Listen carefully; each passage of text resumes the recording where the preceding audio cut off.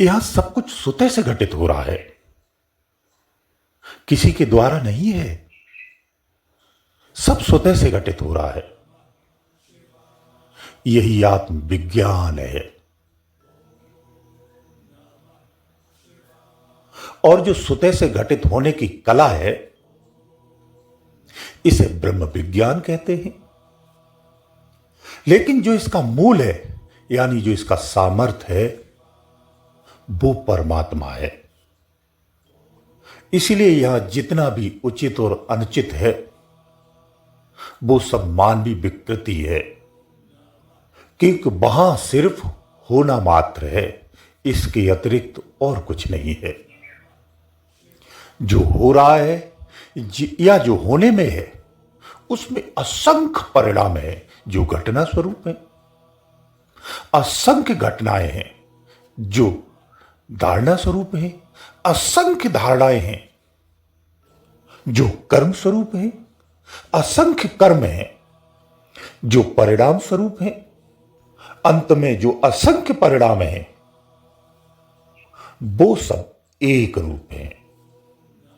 यही कारण है जो घटित हो रहा है, अंत का जो परिणाम एक रूप है, वो उससे वंचित ही रह जाता है। होता उसी में है, लेकिन उससे भिन्न रहता है। इसी कुचक्र में या इसी भवचक्र में समस्त वेदों के ज्ञान, समस्त शास्त्रों के ज्ञान, समस्त महान शक्तियों का वर्णन और समस्त महान शक्तियों का प्रभाव इसी में आता है। इसीलिए जो राग द्वेष में फंसता है, ध्यान रखो, जो राग और द्वेष में फंसता है, वो इसी संसारी मेले की मिठाइयों को खाकर के बीमार होता रहता है और इसी संसार के वेदों से इलाज करवाता रहता है। पुनः ठीक होता है कुछ क्षणिक में, फिर बीमार हो जाता है। जन्म से लेकर के मृत्यु के काल तक का समय वो ऐसे ही गुजार देता है। व्यवस्था में दी गई उत्पत्ति की वृद्धि को बढ़ाता है, एक सीमा के पार जाकर के बढ़ाता रहता है, असंतान वृद्धियां करता रहता है। अज्ञानता में वो इसे परमात्मा का कार्य समझता है। सत्य यह है कि वो परमात्मा के कार्य की उल्लंघन करता है। वो समस्त सीमाओं को तोड़ करके आगे निकल चुका होता है। जो घटित हो रहा है, उसकी परिधि में जो रहता है, वो घटित होने के बाद भी भिन्न नहीं होता है, उसी में रहता है, उससे कभी अलग नहीं होता है। लेकिन जो परिधि को पार कर जाता है, तो जो घटित हो रहा है उससे भिन्न हो जाता है, फिर वो दोबारा उससे मेल नहीं कर पाता है। जब वो वापस आने का प्रयास करता है, तो उसके लिए ऊंचाइयां इतनी हो जाती हैं कि जिस पर वो चढ़ता है और गिरता रहता है, चढ़ता और गिरता रहता है, सामर्थ्य नहीं जुटा पाता है कि ऊपर चोटी तक चढ़ सके, नीचे ही अंत में गिर जाता है। जब निर्माण होता है, जब घटित होता है, तो आत्म विज्ञान के साथ होता है। हर क्षण होता है, हर क्षण और निरंतर है। घटित होने के बाद भी कोई परिवर्तन नहीं है। जो परिवर्तन है वो उससे भिन्न है, सीमाओं के परे का है, जिस कारण विधि के दंड का कारण बनता है, दंड का भागी बनता है। इसीलिए ना ये देखने का विषय है, ना ये समझने का विषय है। इसीलिए ये न तो देखने का विषय है और ना ही जानने का विषय है, केवल समझने का ही विषय है। इसके अतिरिक्त और कुछ है ही नहीं। जब इस बात का पता चलता है, तो समस्त वर्णन फीके हो जाते हैं, समस्त दर्शन भी भिन्न हो जाते हैं। क्योंकि सत्य तो है, परंतु ये सब पूर्ण नहीं है, या यूं कहूं पूर्ण सत्य नहीं है। क्योंकि न देखने वाले को तुम देखते हो, यानी न दिखने वाले को तुम देखते हो, न पहचाने जाने वाले को आप पहचान रखते हो, न सुने जाने वाले को आप नित क्षण सुनते हो, न कहे जाने वाले को हर क्षण कहते हो, बखान करते हो, बड़े बड़े पुस्तकें दृष्टांत देते हो, मोटी मोटी पुस्तकें भरी हुई हैं। वो दान कृपा सहयोग सब में आता है, प्रेम रस में भी आता है, सुख और दुख में भी आता है, जिसे तुम प्रतीत स्वीकार करते हो, लेकिन वो इस योग्य न होकर के इससे भी भिन्न है, लेकिन सुयोग्यता में प्रतीत होता है। तुम प्रतीत करते हो और प्रतीक मानते हो, उसके पद चिन्हों को धारण भी करते हो, दूसरी तरफ खुद को तुच्छ भी मानते हो। यही तुम्हारी अज्ञानता है, क्योंकि तुम्हारी समस्त धारणाओं, समस्त प्रतीतों में और प्रतीकों में उसे होते हुए भी, महसूस करते हुए भी उसे नहीं जान पाते हो। यह अज्ञानता है। जो नित्य क्षण इसी में घटित हो रहा है, जैसा कहो वैसा हो रहा है, यह आत्मज्ञान है, यह आत्मविज्ञान है। वर्णन इसका ज्ञान है, लेकिन जो घटित है वो आत्मविज्ञान है। इन प्रतीतों के परे जो आता है और सदा के लिए आता है, लेकिन नहीं आता है क्योंकि तुम्हें ले जाता है, वो ब्रह्म विज्ञान है।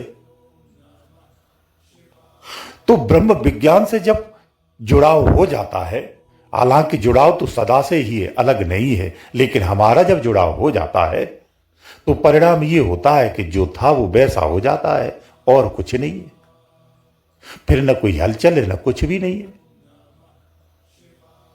यही सत्य परिणामी है, जो चक्री व्यवस्था से बाहर कर देता है, दंड और परिणामों से परे कर देता है, भोग और भुगतानों से अलग कर देता है, रोग और रोगाणु से सदा के लिए दूर कर देता है या उनका नाश कर देता है। दरअसल में करता कोई नहीं है, हो जाता है, क्योंकि जिस स्थिति में आप जाओगे परिणाम वैसे ही प्राप्त होते हैं। तो यह कुछ होता नहीं है, हो रहा है। जिस स्थिति में जो जहां पर है वहां वैसा ही घटित होने लगता है। जो उसे अपने आप में परिवर्तन महसूस होता है, बल्कि परिवर्तन कुछ होता ही नहीं है।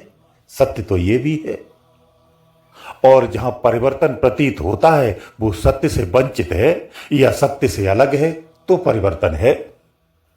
यही ब्रह्म विज्ञान है। इसे समझना थोड़ा सा कठिन है, लेकिन गहराई में जाओगे तो समझ में आता है, स्पष्ट आता है। जो तुम बुद्धि से सुन रहे हो और समझने का प्रयास कर रहे हो तो कंफ्यूज हो जाओगे, क्योंकि बुद्धि का विषय ही नहीं है। जो ब्रह्मांडी अनंत घटित होता है वो आत्मविज्ञान और परमात्म विज्ञान दोनों के सहयोग से ही होता है। आत्मविज्ञान परमात्म विज्ञान का ही अंश है, लेकिन जब घटित होता है तो भिन्न प्रदर्शित होता है, जो स्वयं में महसूस होता है। इसे स्वीकार करने मात्र से ही पतन के मार्ग पर चला जाता है, भ्रमों के मार्ग पर चला जाता है, कर्म कांडों के मार्ग पर चला जाता है।